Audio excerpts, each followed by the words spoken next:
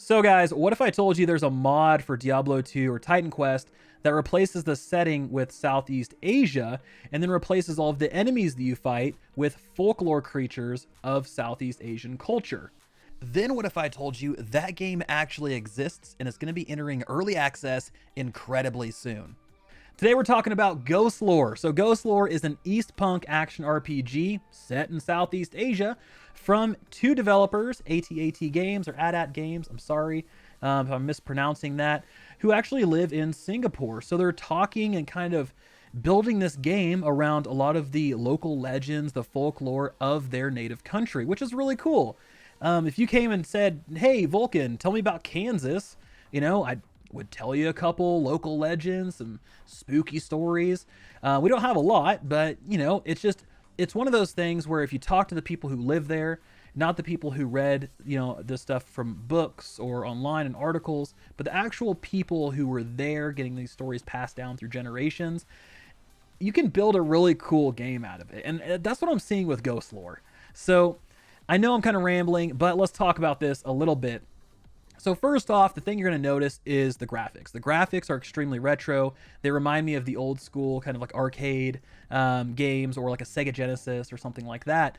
And I love the charm that this art style brings to the table. I just feel like, you know, it just allows you to focus on the gameplay elements and less on the eye candy, right? You don't have to have the visual appeal to prop up poor game systems. Instead, those game systems have to work extra hard to bring in people because of the visual appeal. And I think that's what's going to happen here to Ghostlore. A lot of people are going to miss this really cool game because they see it and they're like, you know, I'm just not really into that. I really want something like BDO or like Wolcen, you know, with CryEngine. So what they're going to be missing out on is a unique and engaging glyph system, the ability to mix and match up to 3 different classes, and some really stellar combat in this Southeast Asian setting. So let's talk about the dirty deeds of Ghostlore. So first off, you have character creation. Now, just like every other action RPG, you get to create your character. Ghostlore is relatively simple. You choose a hairstyle and a color and your name and you're done. That's it. Then at that point, you just choose a class, and the game, from what I've noticed, just wants to get you into the action, right? They don't want this like ramp up. They don't want this little drip feed of tutorials. They want you to just be into the action. And it is extremely apparent. When you create your character, you are dropped onto an island on fire with a bunch of enemies and a summoner that you have to go out and kill. And if you don't, then you die. But you have to kill them. That way you can escape with the old man that then gives you a compass, which is basically a town portal. And you have all of this stuff just happening to you all of a sudden. So when it comes to action, when it comes to engagement, there isn't a lull or a kind of getting started period. It is just, you're in it. And I love that. That was so much fun. So back to your character. We chose our hairstyle. We named our character, chose our hair color. Now we have to choose our class. Now there's 6 classes in Ghostlore to choose from. And you can pick up to 3 of these throughout your character's life. Once at the beginning, once at level 15, and I think once at 30. And you can mix and match skills from those 3 classes to kind of create the ultimate character that you're really after. So these 6 classes are really unique. They all have their own strengths and weaknesses. They all have things they excel at. They all have different play styles. So going through them and kind of learning about them is going to be key because you don't want to start off on the wrong foot, right? It's never a fun time. So let's talk about these classes. We have the Adept. The Adept, Mystic Warrior, martial arts, a lot of defensive style skills. So it's going to be one of those where if you like defensive gameplay, the Adept is going to be really good for you. You have the Exorcist, personal favorite of mine. A lot of sigils, a lot of damage increases, a lot of traps. You can have talismans, which are basically like these little paper seals that you've seen in like anime and things like that. They can send these out to kind of carve up enemies. And they can also summon a giant fireworm, which is, again, super cool. You have the Feral. The Feral is a fighter, like a ruthless fighter that can turn into a were-tiger and uses blood magic in order to take care of enemies. You have the Geomancer, which is basically a shaman. They can harness the power of the elements, earth, fire, lightning, ice, and just take care of whatever they need to take care of. Geomancer was one where I spent most of my time, so I'll talk about that one quite a bit, but really liked the way this one shaped up. We have the Hashishin. This one's perfect for those who like ninja or assassins. There's some poison skills in there, a lot of agility based skills, and heavy like attack speed oriented abilities. So getting in there with your kukri, which is like a dagger, and being able just to carve up whatever is in front of you, extremely cool. Then we have the Sentinel. This was the first one I tried. So the Sentinel is known as the keeper of the forest, and they can summon leopards and crows. They start off with bow and arrows. They're able to, kind of like take care of things from a range. And again, this was my first class, and I enjoyed it. It was super fun. So most of my time was spent on the Sentinel, the Exorcist, and the Geomancer.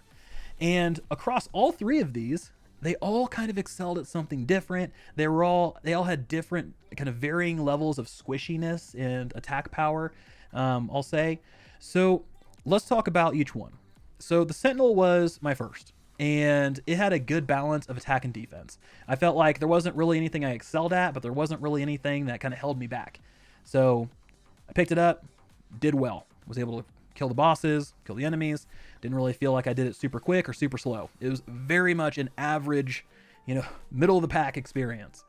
Then I went over to the Geomancer. This one, all gas, no brakes.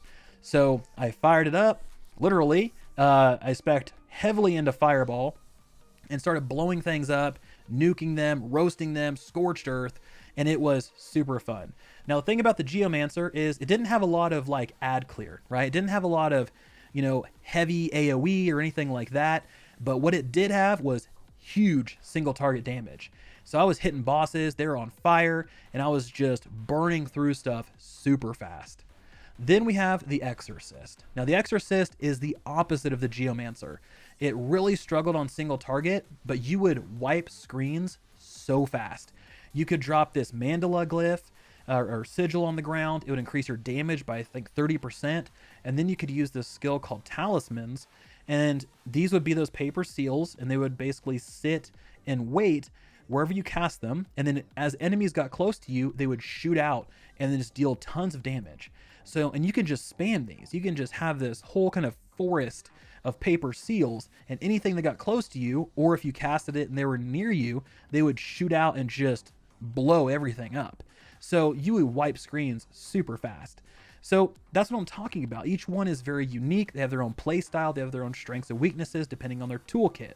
What I want to do is take the high damage, single target damage of the Geomancer, smash it together with the ad clear and the map clear of the Exorcist, and just see what happens.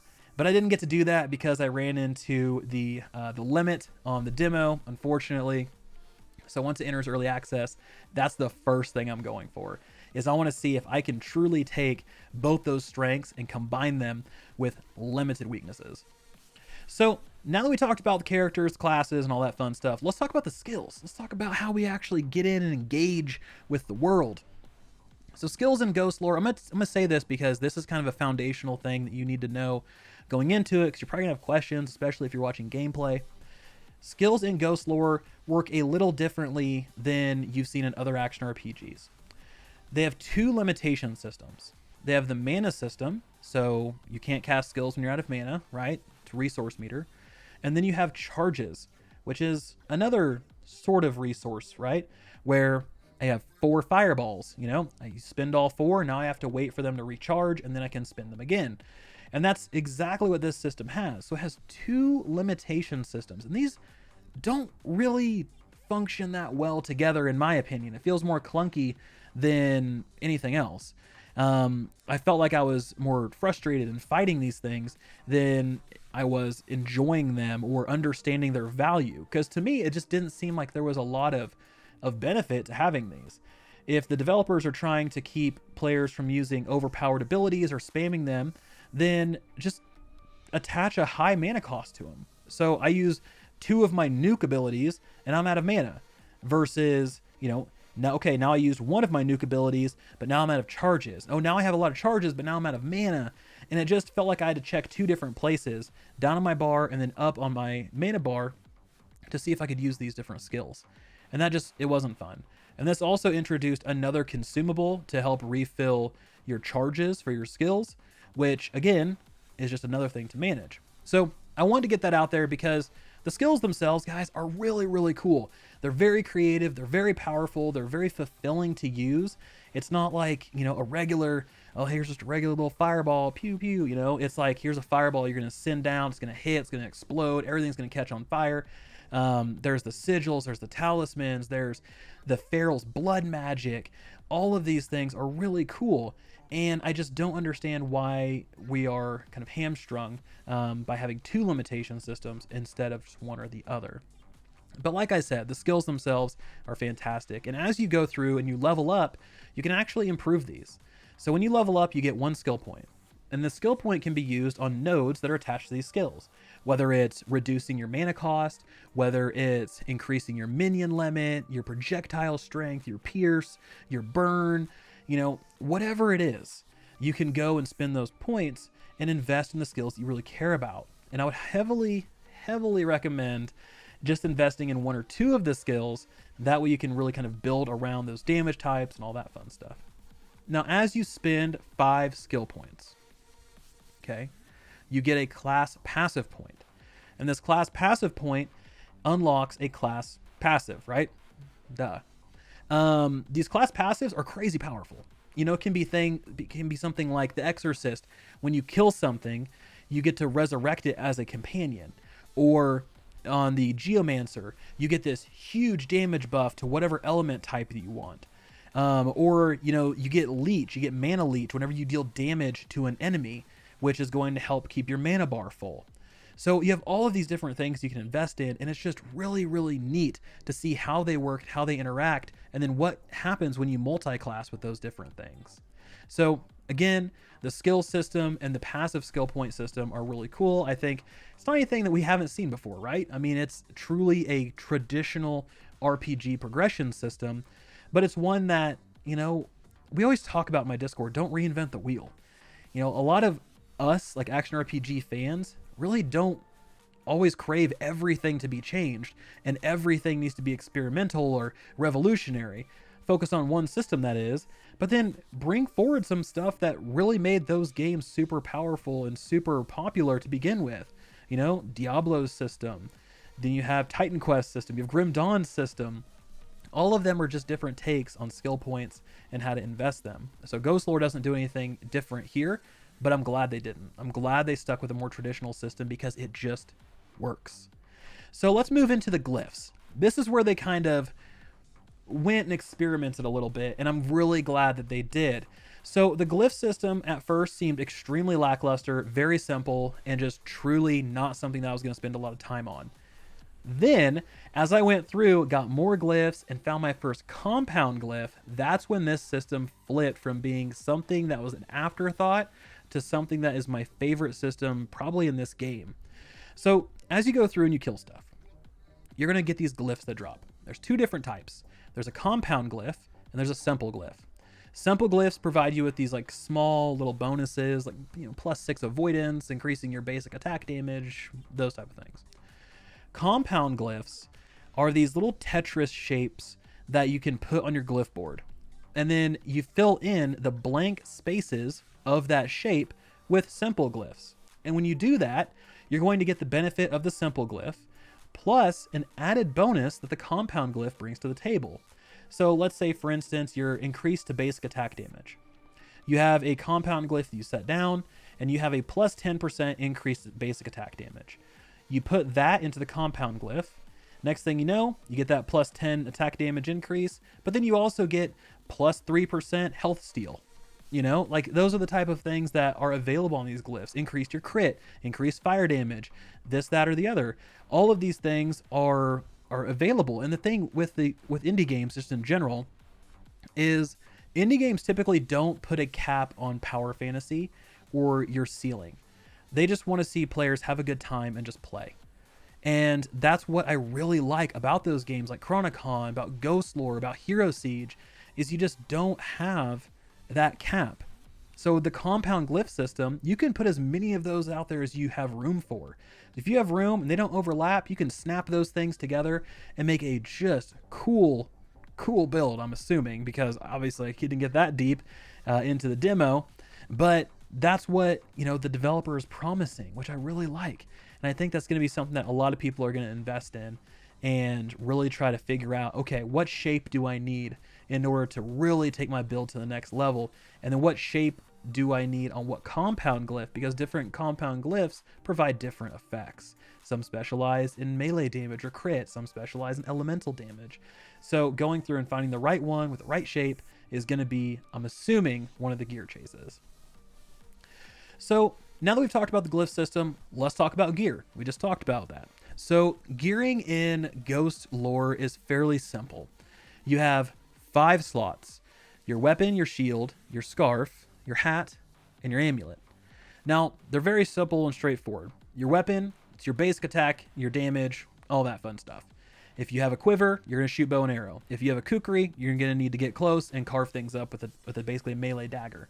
Your shield's going to provide you with a bunch of defensive buffs and resistances. Your hat and your scarf, you're going to do the same. They're going to provide you some absorb, a little bit of utility, and a little bit of resistances. Then your amulet is kind of the wild card. So your amulet is very interesting. You can have it be straight utility, where it's like all loot chance and it's all, I want to go out and go farming, so I need my drop chance to get as high as possible. I need survivability, so here's one with a bunch of health and MP regen on it. Here's some with absorbs and resistances. I need more damage, so here's one with a bunch of crit or elemental damage increases on it. And it's just one of those things that I really think that some of these should have been spread across more of the slots, but having the amulet as more of your wild card, I think, is what they're going for. They talked about on their Steam page that in Singapore, or Southeast Asia, I guess in general, amulets are a big deal. And here in Ghostlore, they have a lot more exotic and real effects. But that's something that's a staple of the culture, and they want to make sure they kind of bring that into the game. So again, it's just one of those things where that's what we get to see when we have individuals developing the game from that culture and that country. So pretty cool stuff. Now, obviously, because this is a action RPG, a lot of these are going to vary in rarities. You have common to legendary. As you move up the rainbow, you're going to have more and more effects that are going to come with those pieces of gear. Legendary has more effects than common, obviously. Then again, we have 4 gem slots, up to 4 gem slots on each piece of gear that you can slot with different gems. These gems range from poison damage to ice damage to fire damage, yada yada yada, and you can slot these things in to really take your build to the next level. So if you are all in on poison, then throw a bunch of poison gems on there, because that's going to play really well with increases to poison damage that you get. Same thing with fire for the Geomancer. So now that we talked about gear, I want to talk about another unique system to Ghostlore, and that's food. From what I've read on the Steam page, food is a very important kind of cornerstone of culture when it comes to Southeast Asia. And Ghostlore does something very interesting. As you go through, you're playing the game, you're going to see tons of ingredients, lots and lots and lots of food ingredients. And when you go back to the town hub, you can talk to the chef, and then you can spin those ingredients to cook meals. And these meals are going to provide you with permanent buffs. You can have up to 6 at a time. And once you craft one, it doesn't go away. It's not limited or anything like that. You can log out, log back in, it'll still be there. But these are really interesting. You can have some that are, again, utility, drop chance increase, movement chance or movement speed increase. You have attack increase, defense increase, health regen, MP regen, steal, a lot of like health steal, MP steal, all of these things that are coming from food.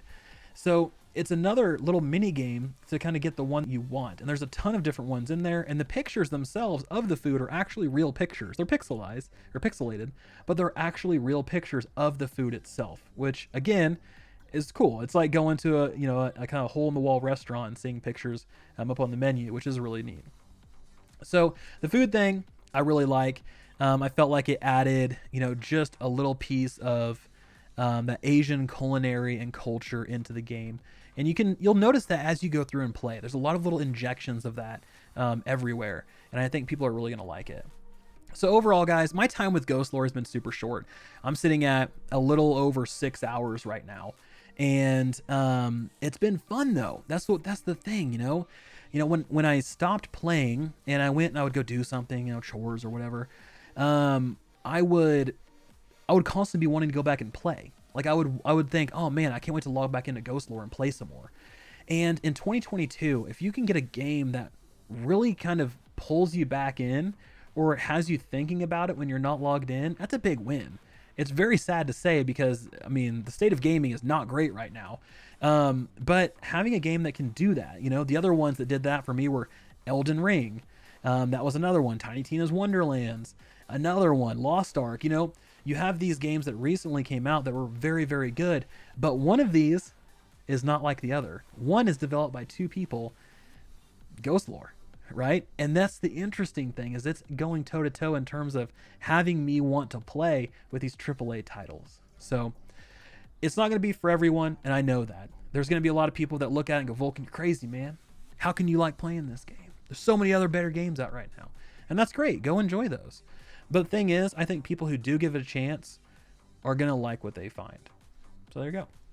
So how can you play it? So if you're interested in Ghostlore, you can check my description below. There's a link out there. You can click it. It'll take you out to the page. Now, please keep in mind, you can wish list it right now. I believe there might be a demo available. But for the most part, you're waiting a couple days until early access opens up. And then at that point, you can dive in and start playing. So overall, guys, if you really like Ghostlore, if you like the channel, the video, please consider subscribing. It helps me more than you guys know. Truly, it does. I know a lot of people are like, why would I like and share a video? And it helps the analytics. It helps with the algorithm and all that fun stuff. So I appreciate it if you do. No pressure if you don't. But as always, thank you all so much for watching. This has been Vulkan, and I will talk to all of you next time.